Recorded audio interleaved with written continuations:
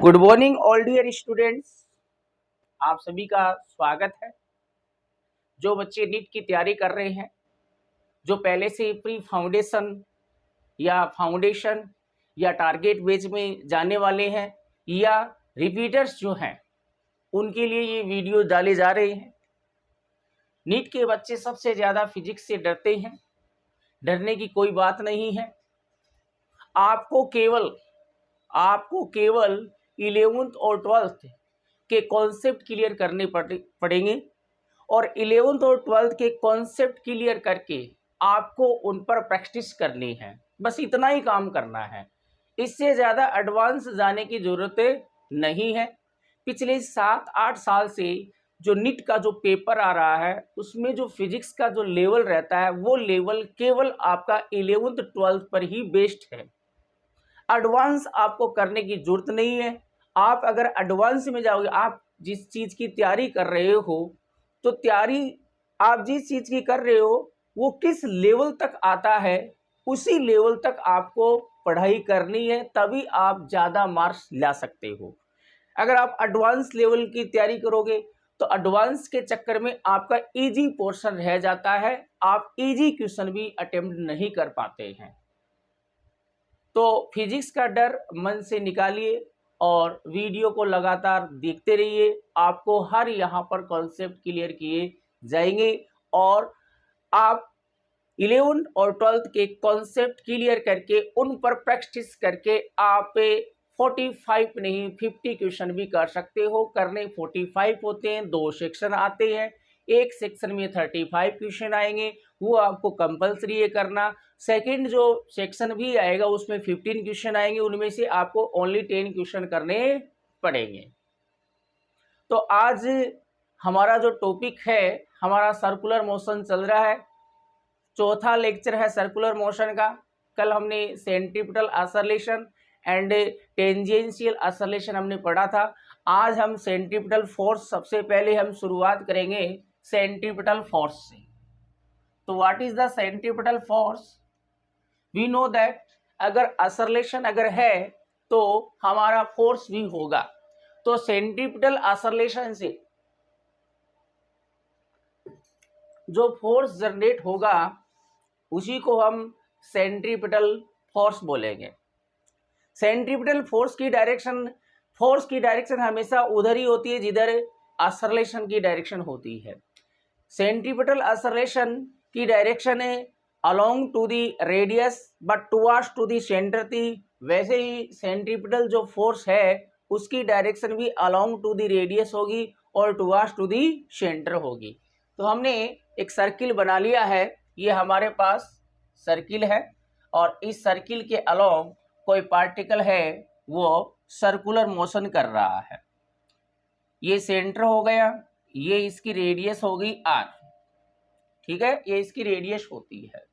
तो अगर हम यहाँ पर 1 पॉइंट, 2 पॉइंट, ये थर्ड पॉइंट ले लिया C, ये हमने फोर्थ पॉइंट ले लिया D। अगर हम बात करें सेंट्रीपिटल एक्सेलरेशन की, तो मैंने आपको बताया था कि जो सेंट्रीपिटल एक्सेलरेशन अगर इस पॉइंट पर देखें तो उसकी जो डायरेक्शन जो होती है वो अलोंग टू रेडियस होती है, बट सेंटर के अलोंग होती है। यहाँ पर देखें तो आपकी ये डायरेक्शन होगी AR वेक्टर, ओके। तो यहाँ पर देखो जो मैग्नीट्यूड होता है, जो सेंट्रीपिटल एक्सेलरेशन जो है उसका जो मैग्नीट्यूड होता है वो क्या होता है, ओमेगा स्क्वायर R या ओमेगा V और V स्क्वायर अपॉन R होता है। तो वेलोसिटी पर डिपेंड करेगा और वेलोसिटी, एंगुलर वेलोसिटी पर डिपेंड करती है। अगर यूनिफॉर्म सर्कुलर मोशन होता है तो वेलोसिटी कांस्टेंट रहेगी, तो आपका magnitude of centripetal acceleration constant रहेगा। लेकिन मैग्नीट्यूड तो कांस्टेंट है, लेकिन इस डायग्राम में आप देखो तो इस डायग्राम में आप देखोगे तो देखिए AR का अगर यूनिफॉर्म सर्कुलर मोशन है तो AR का मैग्नीट्यूड तो कांस्टेंट रहेगा, लेकिन डायरेक्शन क्या होगी, चेंज है। देखो इस पॉइंट पर ये, इस पॉइंट पर ये, इस पॉइंट पर ये, इस पॉइंट पर ये। तो इसका मतलब ये है कि चाहे यूनिफॉर्म सर्कुलर मोशन हो चाहे नॉन यूनिफॉर्म सर्कुलर मोशन हो, सेंट्रीपिटल एक्सेलरेशन है वो वेरी करता है, चेंज होता है तो आप कहोगे कि इन सभी जगह A R vector, A R लिख सकते, ए आर वेक्टर नहीं लिख सकते, तो इसको ए आर 1 माना है, इसको ए आर 2 कर दिया, इसको ए आर 3 कर दिया, इसको ए आर 4 कर दिया। तो सेंट्रीपिटल एक्सेलरेशन जो होता है always towards to the centre होता है। अगर मान लो पार्टिकल का मास क्या है, m है, पार्टिकल का मास क्या है, m है, जो सर्कुलर मोशन कर रहा है, तो according to Newton second law जो आपका सेंट्रीपिटल एक्सेलरेशन जो होगा, सेंट्रीपिटल जो फोर्स होगा वो क्या होता है, मास इनटू एक्सेलरेशन होता है। ठीक है ना, मास इनटू एक्सेलरेशन। सेंट्रीपिटल जो फोर्स है उसको हमने एफसी से डिनोट कर लिया है, तो mass into acceleration, centripetal acceleration. और सेंट्रीपिटल एक्सेलरेशन जो होता है वो हमारे पास m ओमेगा स्क्वायर r, या इसको हम लिख सकते हैं m ओमेगा v, या हम इसको लिख सकते हैं m v square upon r। This is the centripetal force. ये हमारा सेंट्रीपिटल फोर्स आ गया है, जो ओमेगा, मास हमेशा कांस्टेंट रहता है, कोई भी बॉडी मूव करती है ओमेगा पर, v पर डिपेंड कर रहा है। ठीक है, v पर डिपेंड कर रहा है, तो v कांस्टेंट है तो ओमेगा भी कांस्टेंट रहेगा, रेडियस हमेशा कांस्टेंट रहेगी। अब यहाँ से देखिए, जो सेंट्रीपिटल जो फोर्स है उसकी डायरेक्शन भी किधर होगी, आपकी सेंटरवार्ड्स टू द सेंटर होगी। FC1 मान लिया, इसको FC2 मान लिया, इसको FC3 मान लिया, और इसको हमने FC4 मान लिया। तो this is the centripetal force. Centripetal force की जो डायरेक्शन है वो ऑलवेज सेंटर के अलोंगे होगी, और उसका फॉर्मूला क्या होगा, ये होगा, this is the centripetal force. अब आप यहां से देखिए, जो सेंट्रीपिटल फोर्स है वो टुवर्ड्स टू द सेंटर है। सेंट्रीपिटल फोर्स ही होता है जो किसी भी पार्टिकल को सर्कुलर मोशन पर रिवॉल्व करता है। तो ये कॉन्सेप्ट आपको ध्यान में रखना है कि अगर कोई भी पार्टिकल सर्कुलर मोशन करता है, कंप्लीट भी कर सकता है, या आर्क के रूप में भी कर सकता है, या हाफ भी कर सकता है, अगर सर्कुलर मोशन कर रहा है तो वहां पर सेंट्रीपिटल फोर्स जरूर होगा, सेंट्रीपिटल एक्सेलरेशन जरूर होगा, क्योंकि वो सेंट्रीपिटल जो फोर्स है वही उसको सर्कुलर मोशन प्रोवाइड करता है। सेंट्रीपिटल फोर्स के बिना सर्कुलर मोशन नहीं होगा। ओके, अब देखें, ये जो सेंट्रीपिटल जो फोर्स है वो अलग अलग एजेंट प्रोवाइड करते हैं, मतलब अलग अलग फोर्स है वो सेंट्रीपिटल फोर्स प्रोवाइड कर सकते हैं। देखिए आप, मैं अलग अलग टाइप के आपको यहाँ पर सर्कुलर मोशन करवा के दिखाता हूं। अगर मान लो हमने एक, ये सेंटर हो गया, ये कोई स्ट्रिंग है, धागा है, इसे कोई बॉल बंधी हुई है, और इसको हम ऐसे घुमाएं, ऐसे घुमाएं, तो ये बॉल ऐसे सर्कुलर पाथ कवर करेगी। ओके, और सर्कुलर पाथ कवर करेगी तो यहाँ पर आपका सेंट्रीपिटल फोर्स जरूर होगा, वो टुवर्ड्स टू द सेंटर। अब देखो, ये स्ट्रिंग है, तो स्ट्रिंग में टेंशन प्रोड्यूस होगी, और टेंशन की डायरेक्शन किधर होती है बच्चों, टेंशन की डायरेक्शन आपकी, ये आपका ऑब्जेक्ट है या पार्टिकल है, हमेशा आपको ये टेंशन है वो एक फोर्स ही है, टेंशन फोर्स की डायरेक्शन ऑलवेज हमें वो जो स्ट्रिंग है उसके अलोंग शो करनी है। वो किधर करनी है, वो always away from the particle या बॉडी होती है, मतलब इस बॉडी से अवे होगी, और अलोंग टू दी क्या होगी, स्ट्रिंग। तो ये इसमें टेंशन आ गई। अब यहाँ पर देखो कि अगर हम किसी पार्टिकल को स्ट्रिंग से कनेक्टेड करके अगर ऐसे घुमाकर सर्कुलर मोशन करवाते हैं, तो उस केस में हम देख रहे हैं कि सेंटर की ओर जो फोर्स लग रहा है वो टेंशन फोर्स है। तो यहाँ पर टेंशन जो फोर्स है वो इसको सेंट्रीपिटल फोर्स प्रोवाइड करता है। टेंशन होगी वो mv² अपॉन r के इक्वल होगी। ओके, और एग्जाम्पल देखते हैं, और एजेंट देखते हैं जो आपका सेंट्रीपिटल फोर्स प्रोवाइड करते हैं, वो हम देखते हैं। जैसे मान लो कोई सर्कुलर रोड है, और इस सर्कुलर रोड, ये मान लो सेंटर आ गया, इस सर्कुलर रोड पर कोई व्हीकल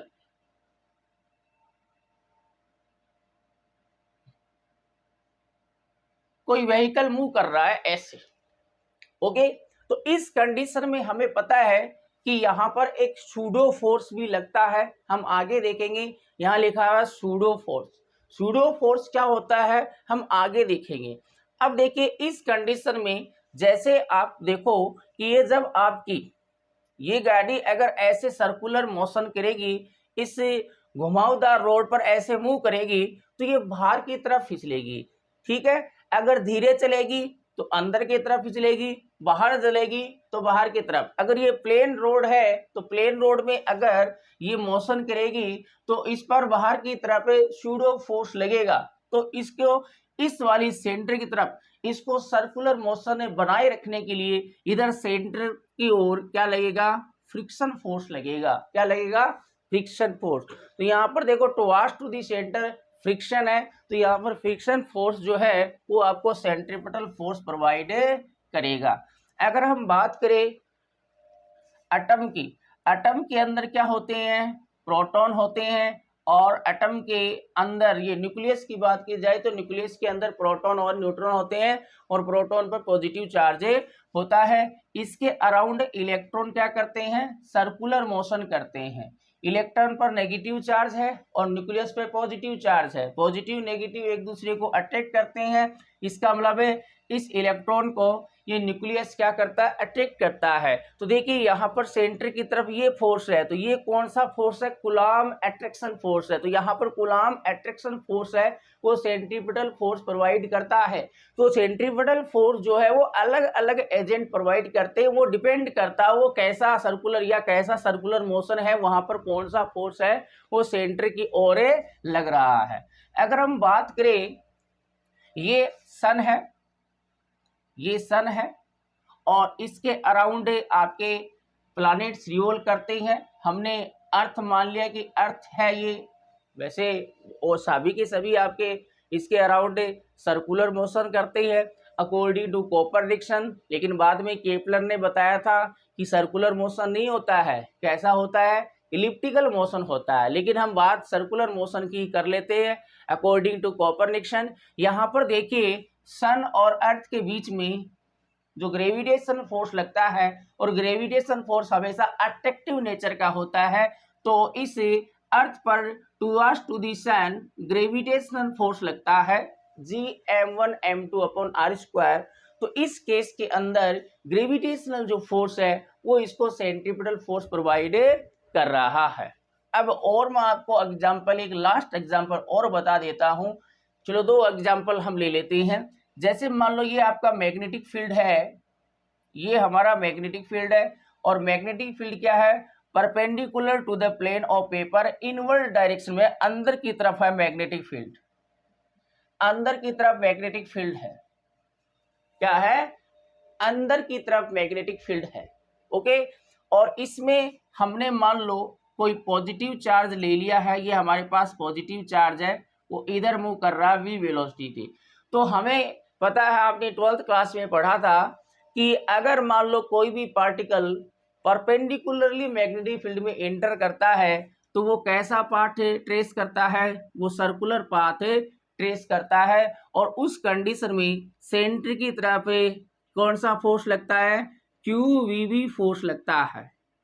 क्या लगता है भाई, QVB फोर्स लगेगा। तो ये जो QVB फोर्स है इसको मैग्नेटिक फोर्स बोलते हैं। तो अगर मान लो कोई चार्ज पार्टिकल मैग्नेटिक फील्ड में परपेंडिकुलरली मूव करता है तो वो उस मैग्नेटिक फील्ड में सर्कुलर पाथ कवर करेगा, और उसको सर्कुलर पाथ बनाए रखने के लिए जो नेसेसरी सेंट्रीपिटल फोर्स है वो कौन प्रोवाइड करता है, वो मैग्नेटिक फोर्स प्रोवाइड करता है। तो आप यहाँ से देख सकते हो कि सेंट्रीपिटल जो फोर्स है वो अलग अलग एजेंट अलग अलग फोर्स प्रोवाइड करते हैं अलग अलग कंडीशन में। ओके, तो ये तो अपना सारा खेल था वो सेंट्रीपिटल फोर्स का था। अब हम सेंट्रीपिटल फोर्स के लिए कुछ और चीजें भी हम पढ़ते हैं।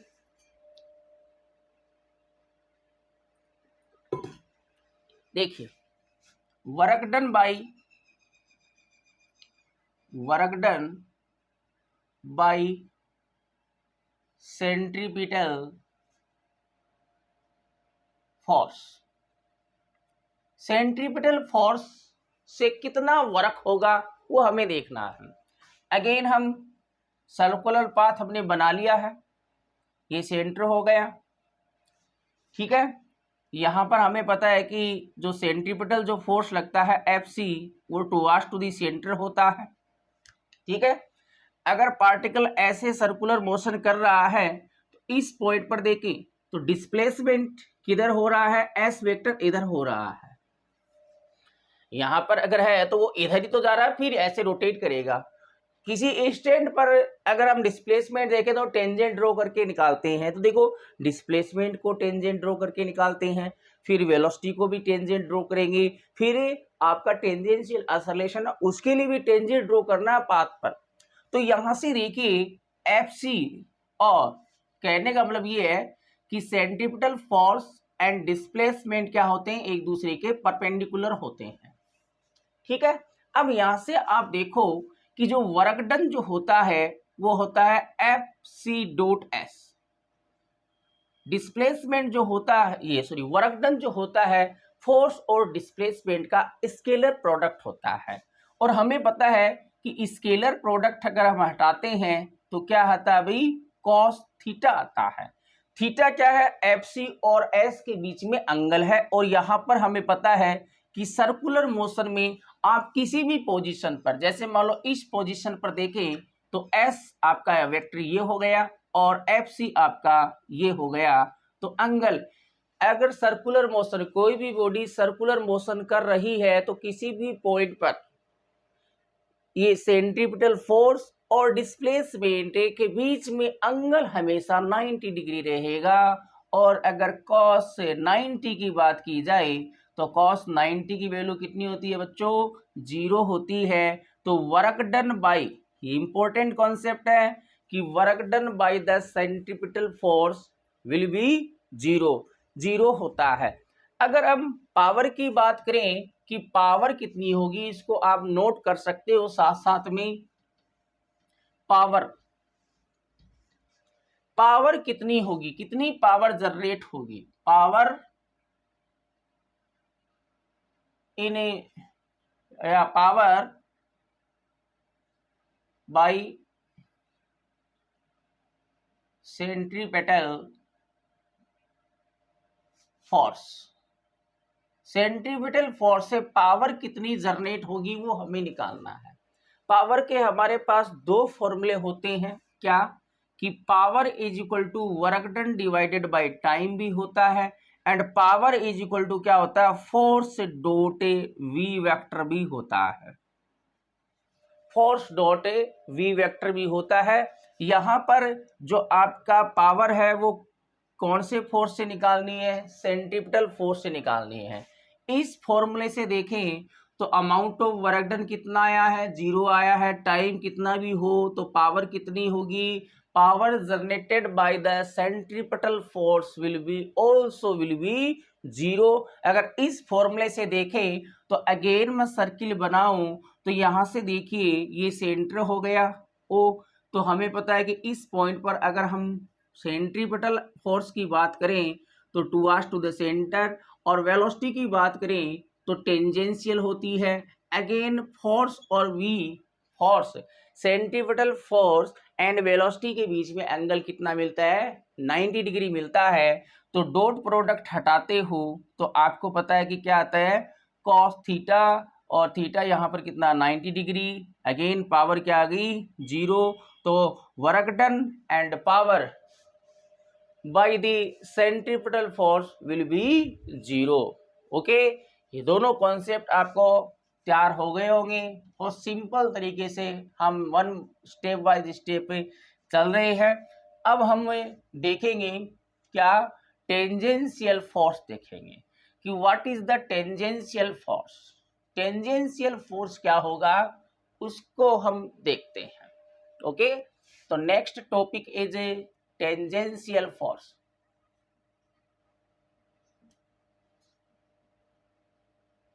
Tangential force. तो what is the tangential force? हमारे पास टेंजेंशियल असरलेशन होता है।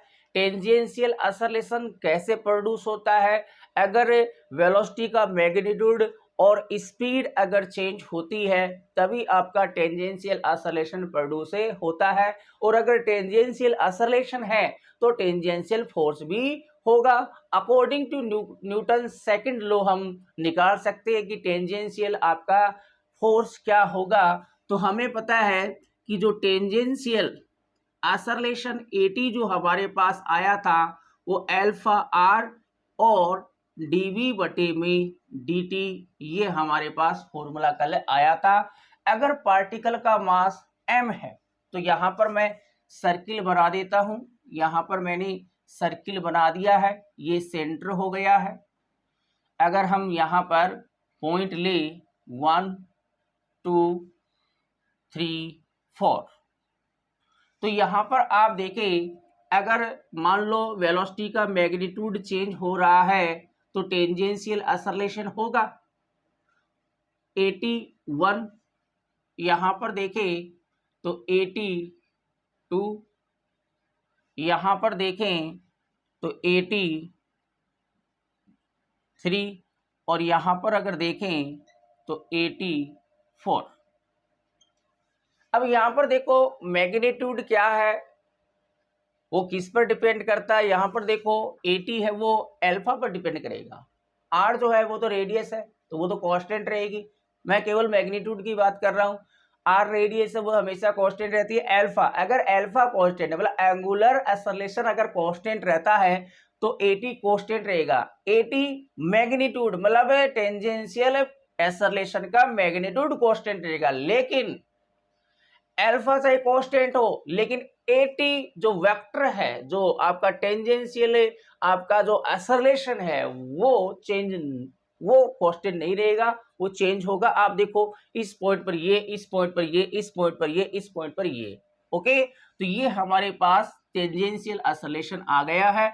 अब अगर हम टेंजेंशियल फोर्स देखें तो according to Newton second law tangential जो फोर्स होगा वो क्या होगा? Mass into acceleration 80। तो हमारे पास जो टेंजेंशियल जो फोर्स है उसका फॉर्मूला क्या आएगा? m अल्फा आर और m dv बटे में dt। This is the tangential force.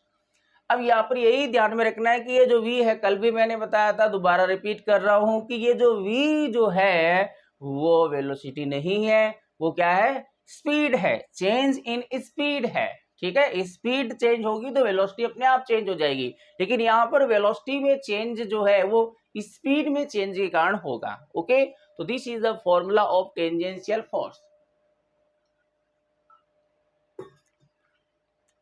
तो टेंजेंशियल जो फोर्स जो है उसकी जो डायरेक्शन होती है वो अलोंग टू दी क्या होती है भी? टेंजेंशियल एक्सेलरेशन होती है। ये हमारे पास Ft1 आ गया, ये हमारे पास F है T2 आ गया, ये हमारे पास F T3 आ गया और ये हमारे पास F वेक्टर T4 आ गया है। टेंजेंशियल एक्सेलरेशन की direction along to the tangential force की direction along to the tangential acceleration होती है। इसका मतलब ये है कि जो हमारे पास एफ टी वेक्टर और ए टी वेक्टर जो होते हैं वो एक ही डायरेक्शन में होते हैं, पैरेलल होते हैं। दोनों के बीच में जो एंगल होता है, एंगल बिटवीन देम वो क्या होता है? 0 डिग्री होता है। एफ टी और ए टी सेम डायरेक्शन में होते हैं और उनके बीच में एंगल क्या होता है? 0 होता है। ओके, तो ये हमारे पास टेंजेंशियल एक्सेलरेशन आ गया है। इसी आपको डायग्राम में और भी चीजें हम एक साथ सभी चीजें शो कर देते हैं। हमारे पास बहुत सारी चीजें आ गई हैं। तो यहाँ से देखिए कि हमें पता है कि आपका जो ये एक्सेलरेशन जो होता है आपका ये सेंट्रीपिटल एक्सेलरेशन वो इस डायरेक्शन में होता है और इसी डायरेक्शन में क्या होता है आपका R1 सेंट्रीपिटल फोर्स। यहाँ पर देखें तो ये हमारे पास आ गया एक्सेलरेशन, ये हमारे पास आ गया फोर्स, ये हमारे पास आ गया एक्सेलरेशन, और ये हमारे पास आ गया फोर्स, ये हमारे पास आ गया एक्सेलरेशन, ये हमारे पास आ गया फोर्स। तो यहां से आप देखो ये 90 डिग्री है, ये 90 डिग्री है, ये 90 डिग्री है, ठीक है। अब अगर किसी एक पॉइंट पर हम बाकी चीज भी शो कर लेते हैं, ओमेगा, ओमेगा, अल्फा और थीटा, ओमेगा, अल्फा और theta, angular displacement, angular velocity और एंगुलर एक्सेलरेशन की डायरेक्शन इसके अलोंग होगी। किसके अलोंग होगी? सेंटर से जो एक्सिस पास होगी इसके अलोंग होगी, रोटेशन एक्सिस के अबाउट होगी। वो आउटवर्ड भी हो सकती है, वो इनवर्ड भी हो सकती है। आपका देखो पार्टिकल मोशन किस डायरेक्शन में कर रहा है? ऐसे कर रहा है, ठीक है। तो राउंडेड द फिंगर, फिंगर को पार्टिकल के मोशन की डायरेक्शन में आपको राउंड करना है। ये थंब क्या है? बाहर की तरफ है। तो थीटा, ओमेगा और अल्फा तीनों की डायरेक्शन ये होगी और इस वाली डायरेक्शन में होगी। तो वो हम बोर्ड पर शो नहीं कर रहे हैं, आपको समझ में आ गया होगा। अब अगर हम वेलोसिटी की डायरेक्शन देखें तो v1 वेक्टर टेंजेंशियल, अगर हम डिस्प्लेसमेंट देखें तो s1 वेक्टर इधर ये होगा। तो यहां से आप देखो कि ये आपका वेलोसिटी और एटी सेम डायरेक्शन में तब मिलते हैं जब वेलोसिटी इंक्रीज होती है, मैंने कल बताया था।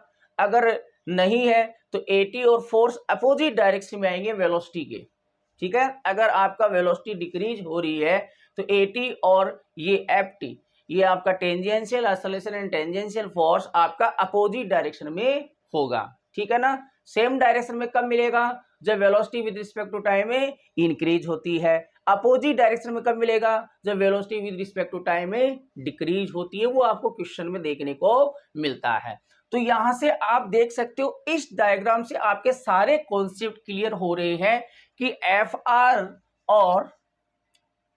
आर वेक्टर और ए आर वेक्टर दोनों एक दूसरे के पैरेलल होते हैं, दोनों के बीच में एंगल 0 डिग्री होता है, ओके।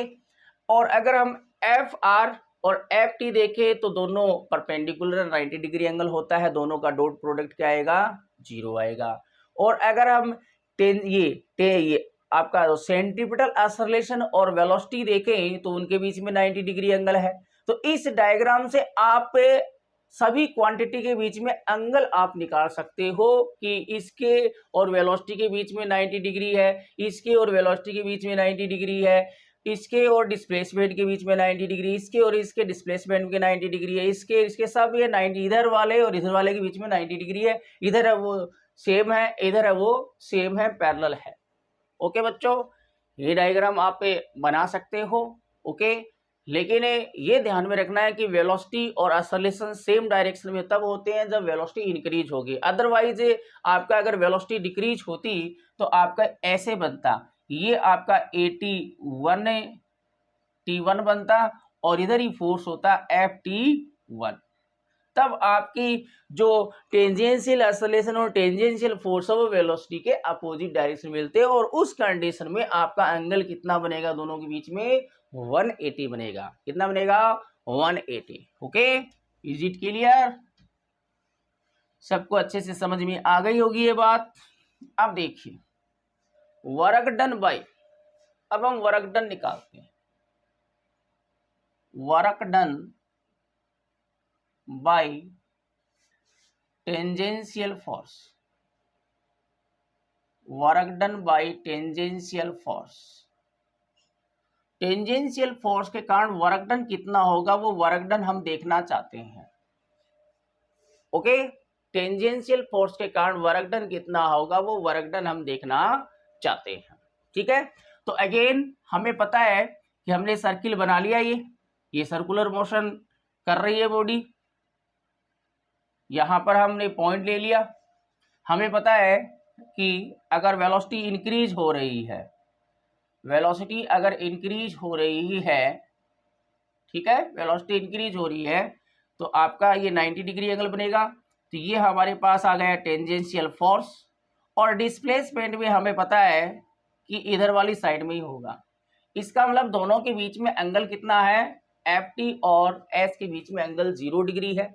तो work done is equal to what, work done is equal to force, tangential force और डॉट डिस्प्लेसमेंट। तो दोनों के बीच में एंगल कितना अभी 0 डिग्री है, तो F D S cos 0 degree. Cos 0 की वैल्यू क्या होती है अभी 1 होती है। तो by the tangential force work done will be F T into S. अब एफ टी की वैल्यू आपको पता है, एफ टी की वैल्यू होती है आपकी एम एल्फा आर एस, या हम इसको लिख सकते हैं M S dv upon dt। ठीक है, देखो यहां से इसको हमने केवल s से मल्टीप्लाई किया है, s से मल्टीप्लाई किया है, इसको s से मल्टीप्लाई कर दिया, इसको s से मल्टीप्लाई कर दिया, तो work done by the tangential force is will be that. Okay, तो ये वर्क डन आ गया। वर्क डन आ गया तो हम पावर भी निकाल सकते हैं। पावर पावर पावर देखिए तो अगेन मैं वही फॉर्मूला हम अप्लाई कर देते हैं कि अगर हमारे पास पावर क्या होती है, power is equal to F tangential, दोनों में से किसी भी फॉर्मूले से आप निकाल सकते हो। ठीक है, तो यहाँ से मैंने हटा दिया ये एफ टी का मैग्नीट्यूड v इंटू कॉस। अब देखिए वेलोसिटी की डायरेक्शन इधर ही होती है, अगर वेलोसिटी इंक्रीज होती है तो वेलोसिटी की डायरेक्शन आपको इधर ही मिलेगी। तो यहाँ पर एंगल कितना है, दोनों सेम डायरेक्शन में है, तो क्या मिलेगा 0, तो यह आ जाएगा एफ टी इंटू वी।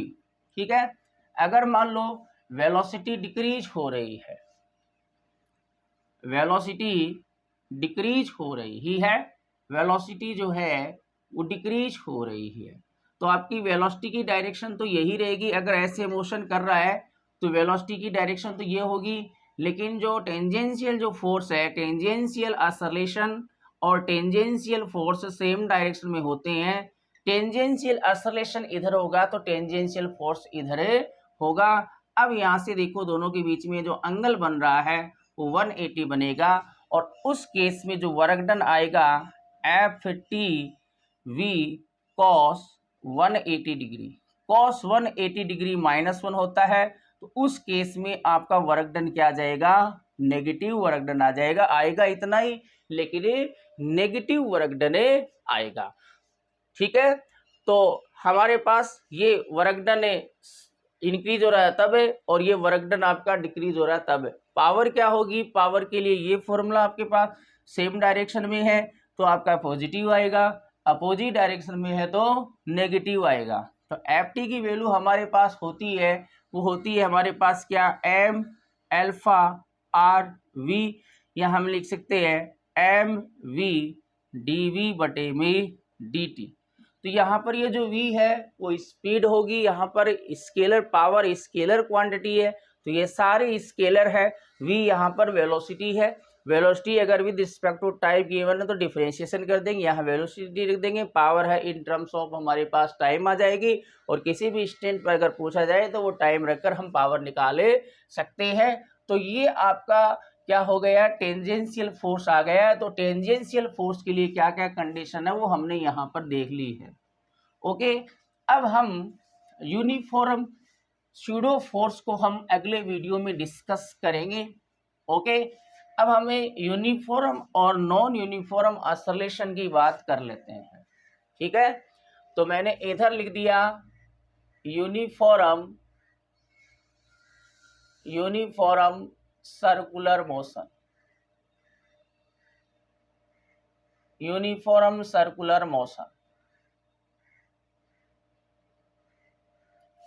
अब इसको समझना अच्छे से भाई, नीट में क्वेश्चन आया था नॉन यूनिफॉर्म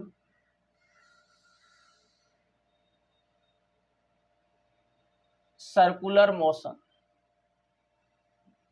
ओके, अब देखो यूनिफॉर्म सर्कुलर मोशन क्या होता है?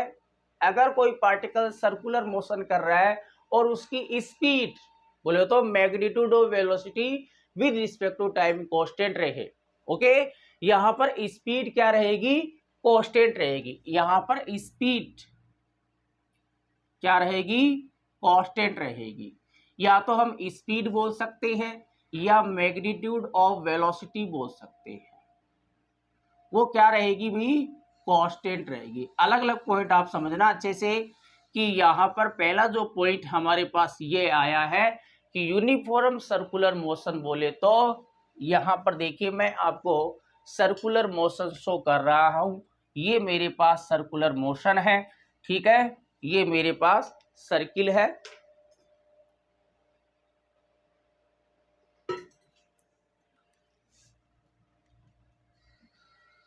ये हमारे पास सर्किल है, ठीक है जी। अब यहाँ पर देखिए ये सेंटर हो गया। अगर हम यहाँ इस पॉइंट पर या इस पॉइंट पर, केवल मैं 2 पॉइंट ले रहा हूँ, यहाँ पर अगर हम वेलोसिटी की डायरेक्शन देखें तो ये, लेकिन यहाँ पर मैंने v लिखा है, तो ये v क्या है? स्पीड है। यहाँ पर देखें तो ये मैंने v लिखा, स्पीड है। यहाँ पर देखें तो ये क्या है? स्पीड है। यहाँ पर देखें तो ये क्या है? स्पीड। तो कहने का मतलब ऐसा सर्कुलर मोशन जिसमें इस पॉइंट पर स्पीड क्या रहे? सेम रहे, मैग्नीट्यूड ऑफ वेलोसिटी सेम रहे, तो वो यूनिफॉर्म सर्कुलर मोशन होगा। मतलब मैग्नीट्यूड ऑफ वेलोसिटी या स्पीड है वो यूनिफॉर्म रहेगी, कांस्टेंट रहेगी, ठीक है जी। अब स्पीड तो कांस्टेंट आ गई है, स्पीड तो क्या आ गई? कांस्टेंट। लेकिन क्या वेलोसिटी कांस्टेंट रहेगी? मैंने आपको बताया था कि वेलोसिटी बराबर क्या होता है?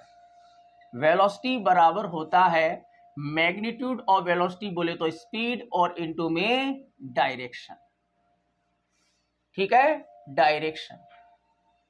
तो यहां पर देखो स्पीड कांस्टेंट है, स्पीड कांस्टेंट है, लेकिन डायरेक्शन तो चेंज हो रही है ना।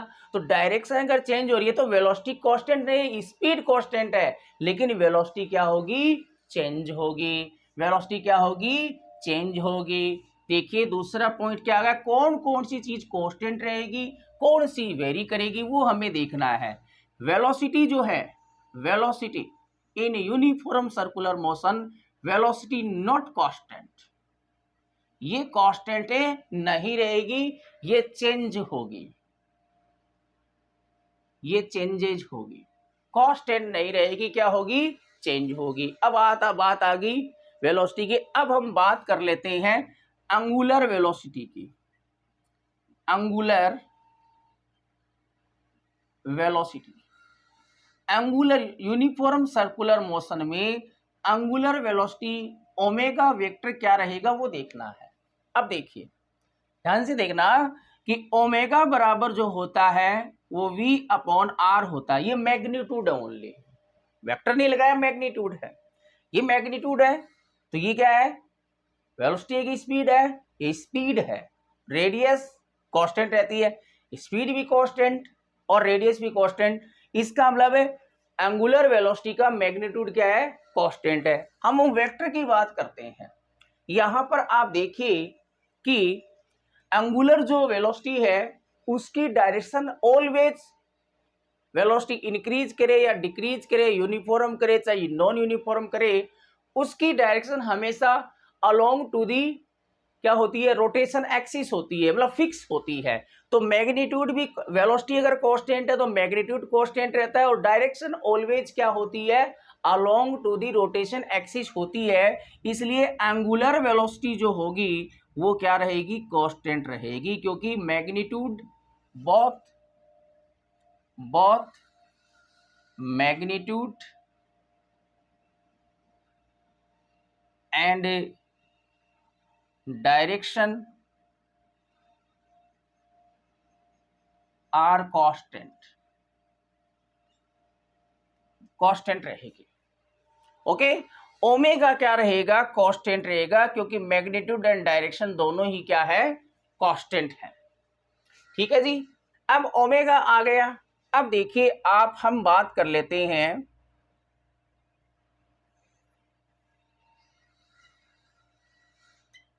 अब हम बात कर लेते हैं टेंजेंशियल असर। चलो पहले हम सेंट्रीपिटल की बात कर लेते हैं। Centripetal acceleration, centripetal acceleration A R जो होता है वो हमारे पास होता है ओमेगा स्क्वायर आर या वी स्क्वायर अपॉन आर या omega R, omega V. Omega constant है, आर कांस्टेंट है, वी कांस्टेंट है, आर कांस्टेंट है, ओमेगा वी। इसका मतलब है magnitude of A R, magnitude of A R is remains constant. ध्यान से समझना, सेंट्रीपिटल यूनिफॉर्म सर्कुलर मोशन में सेंट्रीपिटल असरलेशन का मैग्नीट्यूड कांस्टेंट है। क्या है? मैग्नीट्यूड कांस्टेंट है। अगर हम बात करें डायरेक्शन की, मैं यहां ऊपर मिटा रहा हूं, अगर हम बात करें डायरेक्शन की, हम बात करें किसकी? डायरेक्शन की, वेक्टर की बात करें तब। अब यहां पर देखो मैंने ये सर्कुलर मोशन शो कर दिया है। यहां पर हमें पता है कि जो ए आर है वो इस डायरेक्शन में होता है, ए आर इस डायरेक्शन में होता है, इस पॉइंट पर ए आर इस डायरेक्शन में होता है, ए आर इस डायरेक्शन में होता है। मैग्नीट्यूड, अगर यूनिफॉर्म सर्कुलर मोशन है, स्पीड कांस्टेंट रहती है, तो magnitude of centripetal acceleration constant रहेगा। लेकिन अगर हम वेक्टर की बात करें, अगर हम वेक्टर की बात करें तो क्या सारे सेम होंगे? ये 1 होगा, ये 2, ये 3, ये 4। क्यों? क्योंकि सेंट्रीपिटल जो एक्सेलरेशन है उसकी डायरेक्शन ईच इंस्टेंट पर चेंज हो रही है। तो vector is equal to magnitude into direction. Magnitude constant है लेकिन डायरेक्शन चेंज हो रही है, और डायरेक्शन अगर चेंज होगी तो चेंज होगा। तो इसका मतलब ये है कि मैग्नीट्यूड तो आपका चेंज होगा, बट ए आर जो वेक्टर होगा वो क्या होगा? वो नॉट कांस्टेंट होगा। वो क्या होगा? नॉट कांस्टेंट होगा या चेंज होगा, changes. Why? because direction of AR vector continuously changes, direction continuously change हो रही है, इसलिए ये कांस्टेंट नहीं रहेगा, चेंज होगा। ओके, अब हम बात कर लेते हैं सेंट्रीपिटल एक्सेलरेशन की। सेंट्रीपिटल एक्सेलरेशन हो गया है, sorry tangential acceleration. Tangential acceleration की बात कर लेते हैं कि इस केस में यूनिफॉर्म सर्कुलर मोशन में टेंजेंशियल एक्सेलरेशन क्या होगा? देखिए जरा गौर से, देखिए यहां पर, ठीक है। टेंजेंशियल एक्सेलरेशन क्या होगा? वो हमें पता है कि टेंजेंशियल एक्सेलरेशन जो होता है एटी, वो होता है डीवी बराबर डीटी, डीवी बराबर डीटी। अब ये v क्या है? v स्पीड होती है। v क्या होती है? स्पीड। तो देखो एटी बराबर डीवी, और स्पीड क्या है? कांस्टेंट है। स्पीड क्या है? अभी यूनिफॉर्म सर्कुलर मोशन में स्पीड क्या है? कांस्टेंट है। तो कांस्टेंट का डिफरेंशिएशन क्या होता है? अभी 0 होता है। तो ये बात ध्यान में रखनी है कि ये भी 0 होगा, और अगर मैग्नीट्यूड 0 है, एक चीज अगर 0 है तो दूसरी वाली भी अपने आप उसका प्रोडक्ट 0 हो जाता है। तो एटी का मैग्नीट्यूड और या हम एटी जो वेक्टर होगा वो क्या होगा? 0 होगा। यूनिफॉर्म सर्कुलर मोशन में टेंजेंशियल एक्सेलरेशन क्या होगा? 0 होगा। अब टेंजेंशियल एक्सेलरेशन हमारे पास आ गया है, टेंजेंशियल एक्सेलरेशन हमारे पास आ गया है। अब अगर हम बात करें एंगुलर एक्सेलरेशन की, यूनिफॉर्म सर्कुलर मोशन में एंगुलर एक्सेलरेशन पर क्या इफेक्ट पड़ेगा? तो एंगुलर एक्सेलरेशन जो होता है वो ये हमने देखा था कि एटी बराबर क्या होता है? अल्फा आर होता है। तो अल्फा बराबर क्या आ गया? एटी अपॉन आर आ गया। एटी 0 है तो 0 बटे आर बोले तो 0। इसका मतलब है आपका जो एंगुलर एक्सेलरेशन होगा वो भी क्या होगा? इस केस में 0 होगा। क्या होगा? 0 होगा। ठीक है जी। अब यह हम ऐसे भी देख सकते हैं कि ओमेगा वेक्टर अगर कांस्टेंट है, अल्फा कब प्रोड्यूस होता है, जब ओमेगा चेंज होता है। तो अगर ओमेगा कांस्टेंट है तो फाइनल माइनस इनिशियल कितना आएगा, फाइनल है और इनिशियल दोनों सेम है तो वो 0 आएगा। तो ओमेगा कांस्टेंट है इसलिए अल्फा कांस्टेंट रहता है। इससे भी आप समझ सकते हो या फॉर्मूले से भी देख सकते हैं। तो इसका मतलब angular acceleration uniform circular motion में एंगुलर एक्सेलरेशन क्या होगा, 0 होगा। ठीक है। अब हम बात करें अगर सेंट्रीपिटल फोर्स की, सेंट्रीपिटल फोर्स, तो इस कंडीशन में सेंट्रीपिटल फोर्स क्या होगा, सेंट्रीपिटल फोर्स एफ जो सी होता है वो एम ओमेगा स्क्वायर आर और M V square upon R होता है।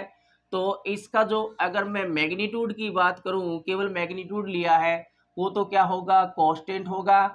लेकिन एफ सी वेक्टर जो होगा वो नॉट कांस्टेंट होगा, क्योंकि डायरेक्शन जो है वो कंटिन्यूसली क्या होगी, चेंज होगी, चेंजेज होगा, ये वेरी करेगा, because direction of fc is continuously change when the particle executing a circular motion। तो f मैग्नीट्यूड कांस्टेंट है लेकिन fc वेक्टर कांस्टेंट नहीं होगा, डायरेक्शन कंटिन्यूसली चेंज है।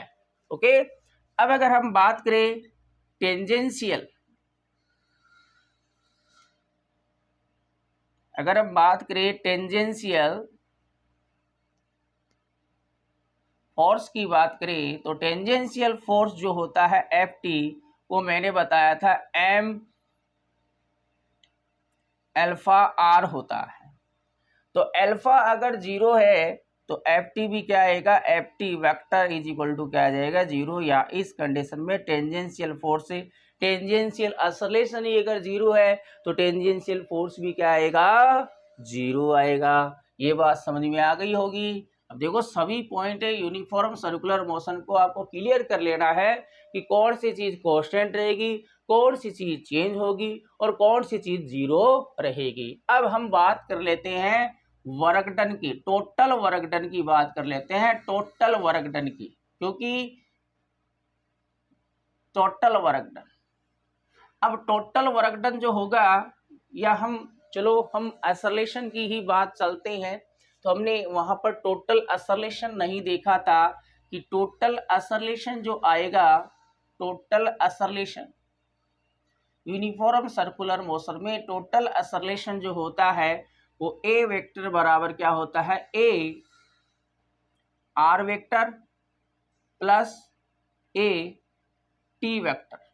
ठीक है। तो सिंस हमें पता है इस केस में टेंजेंशियल एक्सेलरेशन क्या है, 0 है, तो आपका जो टोटल जो एक्सेलरेशन आएगा किस केस में, यूनिफॉर्म सर्कुलर मोशन में टोटल एक्सेलरेशन जो होगा वो किसके बराबर होगा, वो अगर इसका मैग्नीट्यूड देखें तो ए आर के बराबर आएगा, और ए आर जो होता है वो वी स्क्वायर अपॉन आर या ओमेगा स्क्वायर आर होता है। तो यूनिफॉर्म सर्कुलर मोशन में टोटल जो एक्सेलरेशन होता है वो सेंट्रीपिटल एक्सेलरेशन के इक्विवेलेंट ही होता है। तो इस केस में टोटल एक्सेलरेशन है वो सेंट्रीपिटल एक्सेलरेशन के बराबर ही आएगा। ठीक है जी। अब अगर हम टोटल फोर्स की बात करें, अगर हम टोटल फोर्स देखें, टोटल फोर्स, तो टोटल फोर्स अगर देखें तो टोटल फोर्स क्या आ जाएगा, centripetal force plus tangential force. Okay. अब ये हमें पता है कि सिंस यूनिफॉर्म सर्कुलर मोशन में टेंजेंशियल फोर्स क्या होता है, 0 होता है। तो इसका मतलब ये है कि यूनिफॉर्म सर्कुलर मोशन में टोटल फोर्स जो होगा वो सेंट्रीपिटल फोर्स के इक्विवेलेंट होगा। अगर मैग्नीट्यूड की बात की जाए तो एफ सी, और एफ सी क्या होता है, M V square upon R या एम ओमेगा स्क्वायर आर। इसका मतलब ये है कि यूनिफॉर्म सर्कुलर मोशन में टोटल जो फोर्स मिलता है वो सेंट्रीपिटल फोर्स के इक्विवेलेंट ही होगा। अच्छा जी, समझ में आ गया। अब देखिए, अब इसके लिए टोटल वर्क डन निकालेंगे। क्या निकालेंगे, total work done. Total work done. तो टोटल वर्क डन जो आएगा वो work done by the centripetal force plus work done by the tangential force. We know that work done by the, अभी हमने जब पढ़ा था, क्या पढ़ा था हमने, work done by the centripetal असल या सेंट्रीपिटल फोर्स पढ़ा था। तो वहां पर हमने देखा था कि सेंट्रीपिटल फोर्स के कारण जो वर्क डन होता है वो 0 होता है। तो इसका मतलब ये है कि यूनिफॉर्म सर्कुलर मोशन में वर्क डन जो टोटल आएगा वो किसके वर्क डन के बराबर होगा, work done by the tangential force. और वो जो होता है वो क्या होता है, वो M alpha R into S, और हम इसको ये भी लिख सकते हैं एम एस डी वी बटे में डी टी। तो इस कंडीशन में ये आपका वर्क डन आएगा। ओके, और अगर हम पावर की बात करें, पावर अगर देखें तो पावर टोटल, अगर पावर देखें टोटल पावर, तो टोटल पावर जो होगी P सेंट्रीपिटल प्लस P क्या टेंजेंशियल। तो ये हमें पता है 0 होती है और ये हमें मिल जाती है। तो आपका जो टोटल पावर है वो PT के बराबर ही होगी। किसके बराबर होगी, PT के बराबर होगी। और वो हमारी FT इंटू वी आती है।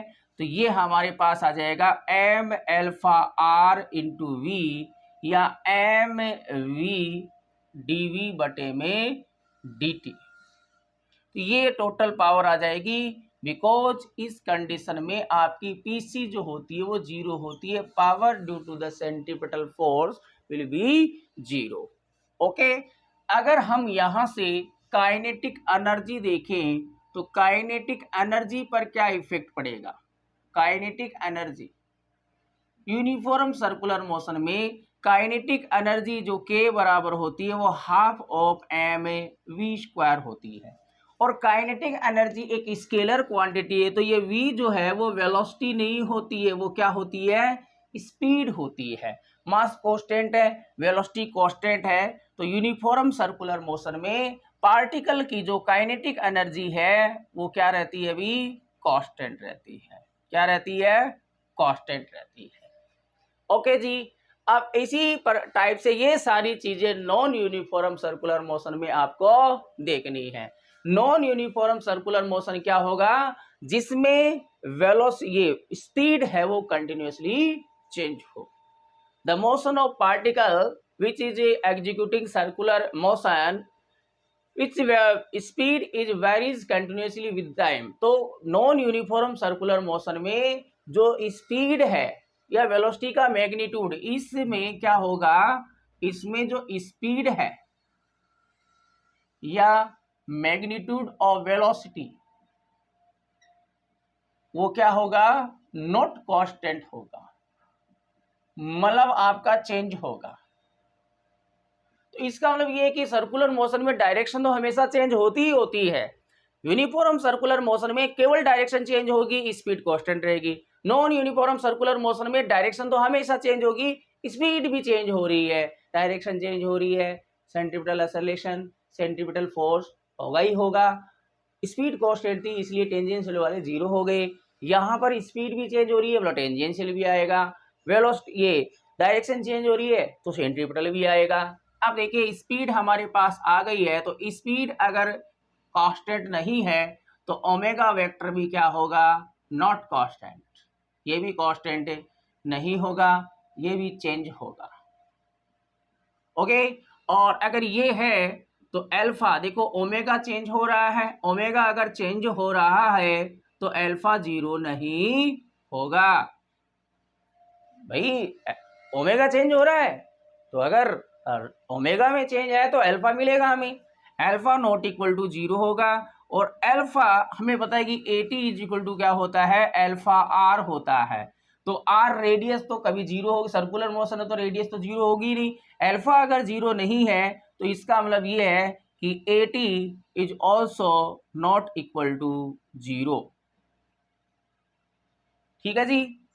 अगर हम सेंट्रीपिटल की बात करें, सेंट्रीपिटल जो सेंट्रीपिटल असलेशन है उसका जो मैग्नीट्यूड होता है, मैग्नीट्यूड, अगर हम ओनली मैग्नीट्यूड की बात करें तो मैग्नीट्यूड जो होता है इसका वो होता है M V square upon are.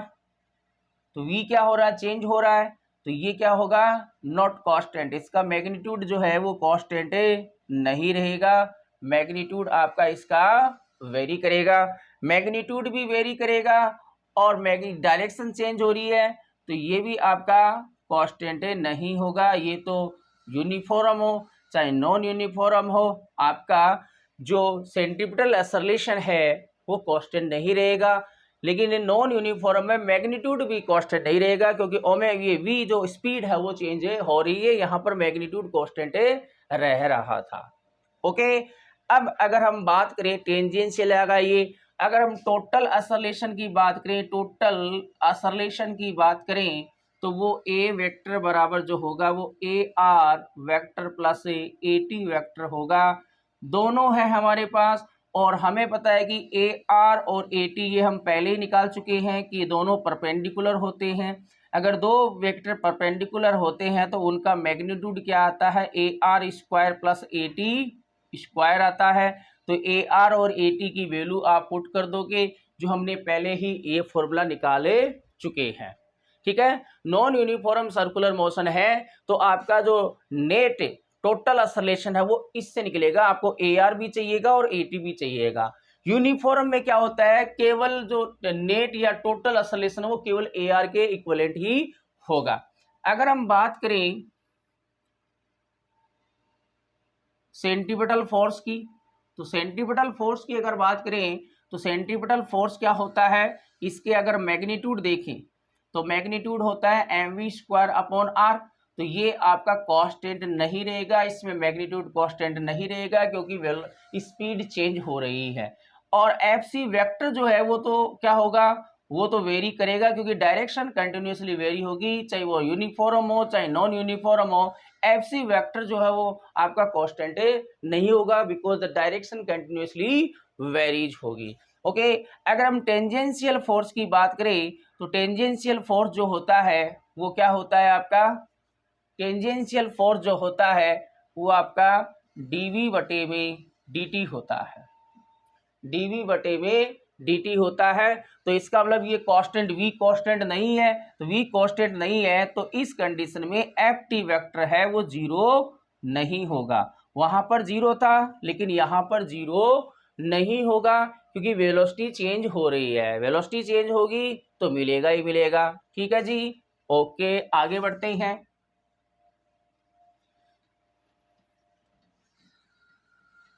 अगर हम टोटल फोर्स की बात करें, टोटल फोर्स क्या होगा, तो टोटल जो फोर्स होगा वो दोनों फोर्स का वेक्टर एडिशन होगा, एफ आर प्लस एफ सी।